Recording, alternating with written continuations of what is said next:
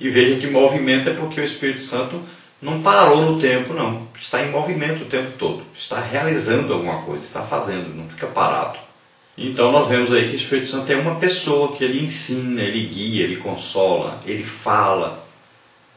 Pode ver em Atos dos Apóstolos, quando Paulo e Barnabé foram escolhidos, o Espírito Santo disse: separai-me a Saulo e Barnabé para uma obra que eu tenho para eles fazerem.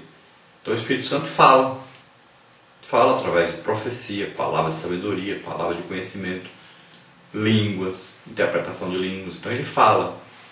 Então, número 5. O que dizem alguns teólogos frios na fé, modernistas e irreverentes, a respeito do Espírito Santo? Então, menosprezando o Espírito Santo, afirmam que ele é tão somente uma força ou um poder que emana de Deus. Então, nós devemos saber que o Espírito Santo chama-se a si mesmo Eu. Veja Atos 10, 19 e 20 falando sobre isso. Então, algumas seitas, principalmente Testemunha de Jeová, eles falam que o Espírito Santo tem uma força ativa. Por que eles dizem isso? Eles dizem: como é que o Espírito Santo é Deus, pode vir morar dentro de uma pessoa, possuir essa pessoa, orientar, guiar essa pessoa? Isso é um absurdo. Agora, interessante, eles acreditam que Satanás existe, acreditam que Satanás pode entrar numa pessoa e possuir uma pessoa. Interessante. Como é que eles estão com um engano tão grande? Se Satanás é espírito e faz isso, por que o Espírito Santo não pode fazer? São os ensinos assim errôneos, absurdos. Eles dizem que o Espírito Santo tem uma força ativa. Isso não existe. O Espírito Santo, ele tem todo o poder para fazer as coisas. Ele é onipotente. Número 6. Como é a presença do Espírito Santo no Antigo Testamento? Então o Espírito Santo está presente em toda a Bíblia, na criação, no planejamento, na construção do universo. Ele também atuou na formação do homem e agiu por intermédio de juízes, reis, sacerdotes e profetas. Então nós vemos a ação do Espírito Santo em toda a Bíblia, na criação. Lá diz que o Espírito Santo pairava sobre a face do abismo. Porque Deus planeja, Jesus executa, o Espírito Santo revela, é o poder para ser revelado o que Deus planejou e o que Jesus fez. O Espírito Santo, nós vamos ver ele atuando aí no planejamento, na construção então de todo o universo. E nós vamos ver também que ele atuou na formação do homem.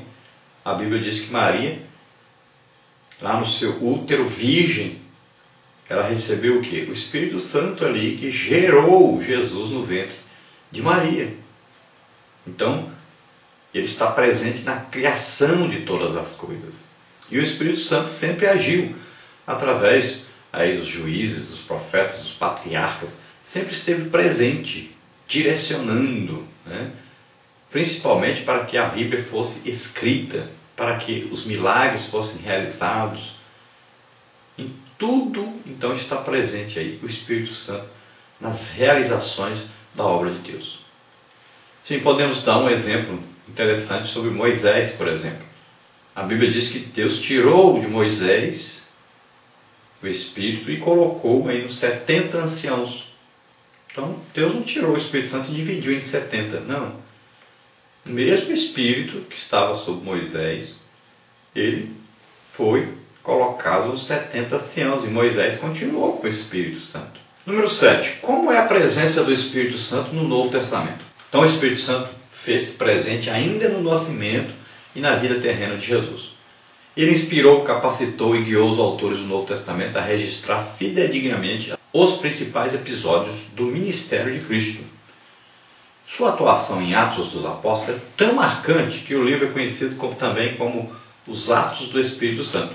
Então o Espírito Santo aí, ele está presente desde o nascimento de Jesus e até sua morte e ressurreição. Por quê? Ele estava todo o tempo ali na criação, no útero virgem de Maria, e depois no ministério. Ele que guiou Jesus para o deserto. Ele estava presente ali no batismo, nas águas de Jesus. Em todo o seu ministério ele estava ali para a realização daqueles milagres que ocorreram. Então todo o tempo estava ali. E nós vamos ver também na vida dos discípulos. E nós vamos ver no livro de Atos dos Apóstolos, que esse livro pode até ser chamado Atos do Espírito Santo. Por quê? Porque o livro narra a ação do Espírito Santo através dos discípulos. Ou seja, é Jesus fazendo, continuando a fazer o que ele fazia na terra. Agora, através do Espírito Santo que estava na vida dos apóstolos e dos discípulos também. E nunca nos devemos esquecer que quem inspirou as pessoas que escreveram a Bíblia, os autores aí da Bíblia, foi o Espírito Santo. E quem é melhor para revelar o que está escrito na Bíblia? O Espírito Santo. Se é ele que inspirou, ele sabe todos os segredos aí da palavra de Deus. Número 8. Como é a presença do Espírito Santo na atualidade? Então, no dia de Pentecostes, o Espírito Santo foi derramado sobre a igreja, enchendo a todos aqueles crentes e batizando-os, tal como prometera o Senhor. Então vemos que, assim como Jesus disse, olha, ficar em Jerusalém até que do alto sejais revestidos de poder, Jesus então cumpriu integralmente, cabalmente a sua palavra. No dia de Pentecostes, o Espírito Santo então foi derramado sobre a igreja.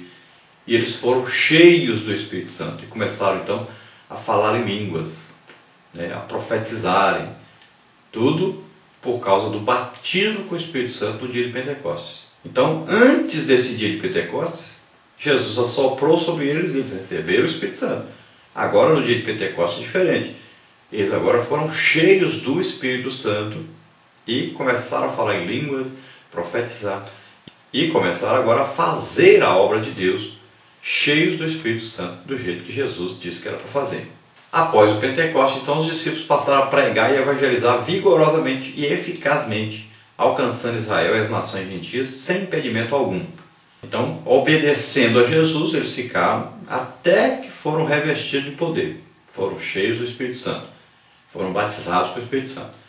Daí, então, eles tinham que cumprir a outra ordem de Jesus. Depois que vocês forem revestidos de poder, saiam pregando, testemunhando. Então, evangelizando. E assim deve ser. A igreja, toda a igreja que se diz cristã, deve obedecer ao ID de Jesus. Agora, antes de ir, Jesus disse, primeiro recebam aí, então, poder para irem pregar esse evangelho. Recebam primeiro o batismo com o Espírito Santo. Então está bem claro. João Batista disse, olha, eu vos batizo com água, mas após mim vem um, que eu não sou digno nem de desatar as correias das suas sandálias, e ele vos batizará com o Espírito Santo e com fogo. Está bem claro aí. Então batizou nas águas ali, mas João Batista está dizendo, olha, esse batismo aqui é o batismo dos homens. Agora vocês vão receber um batismo espiritual, um batismo superior a este, que é o batismo com o Espírito Santo. Número 9, complete. Busquemos o poder do alto, mantenhamos acesa a chama pentecostal.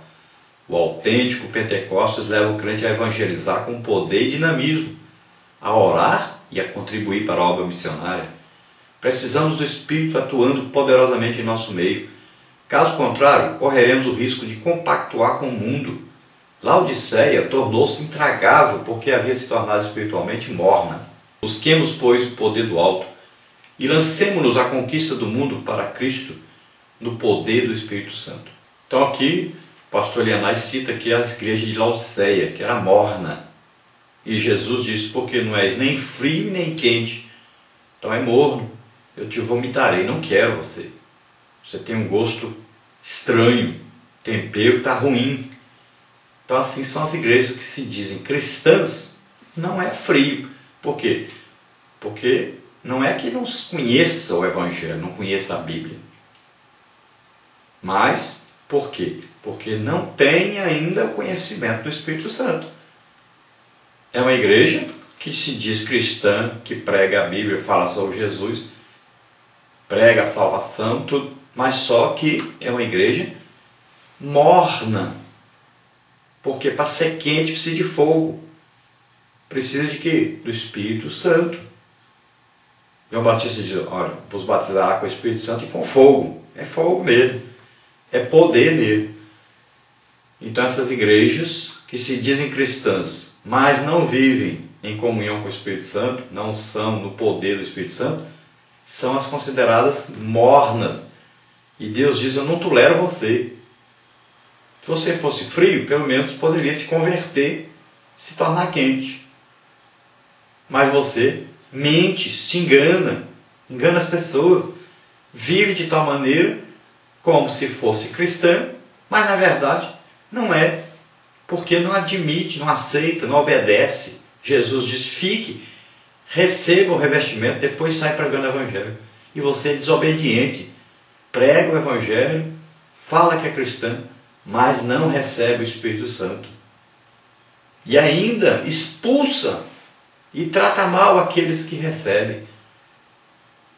Ainda critica aqueles que recebem o Espírito Santo, que são amigos do Espírito Santo. Então tome cuidado. É muito diferente a obra feita na unção, no poder do Espírito Santo, da obra feita sem esses sinais, prodígios, maravilhas, sem a alegria do Espírito Santo. É muito diferente.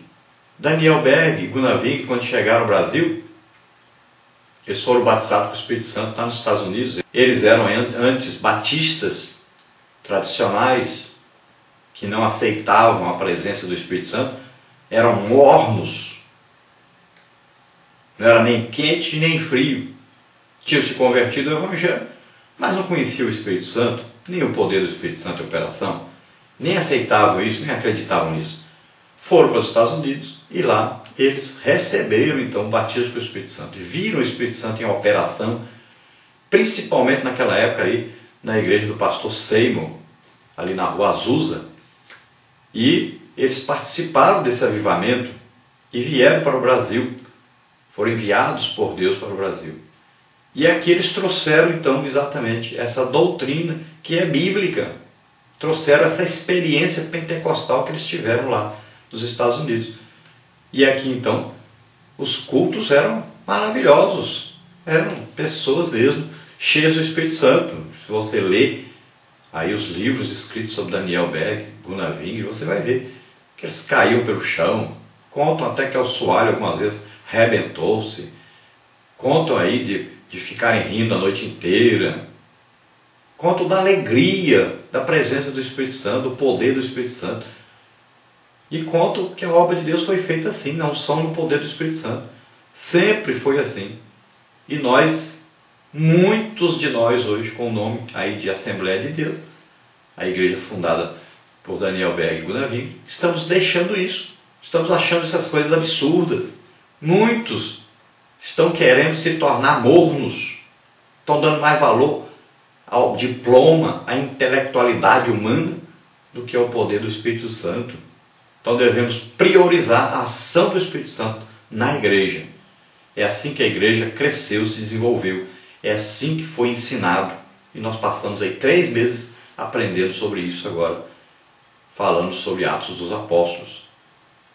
Então priorizemos as coisas mais importantes, que são as espirituais. Parte 2. A aceidade do Espírito Santo. Número 10. O que é a aceidade do Espírito Santo? Então a palavra aceidade advém do latim aceitatis e serve para designar o atributo divino segundo o qual Deus existe por si próprio. Então nós podemos falar assim: a existência própria do Espírito Santo. É a mesma coisa de falar aceidade. Então é uma palavra que você pode de repente ouvir aí, é um teólogo falando a aceidade do Espírito Santo, tal, mas você fica sem entender. Então a aceidade quer dizer isso. O Espírito Santo existe por si só, ele não precisa de ajuda de ninguém para existir. Ele não começou a existir em determinada data e nem vai deixar de existir em determinada data. O Espírito Santo é Deus. Número 11. Como é a aceidade e existência do Espírito Santo? Então, assim como o Pai e o Filho, o Espírito Santo é autoexistente, ou seja, não depende de nada fora de si para existir. Ele sempre existiu, é um ser incausado. Não teve aí princípio de dias, nem fim de existência. De eternidade a eternidade, o Espírito Santo é Deus. O autor da Epístola aos Hebreus apresenta o Consolador como o Espírito eterno. Ele tem existência própria. Mas isso não significa que esteja separado da Trindade. O Pai, o Filho e o próprio Espírito Santo, embora distintos como pessoas, constituem a mesma essência indivisível e eterna da divindade.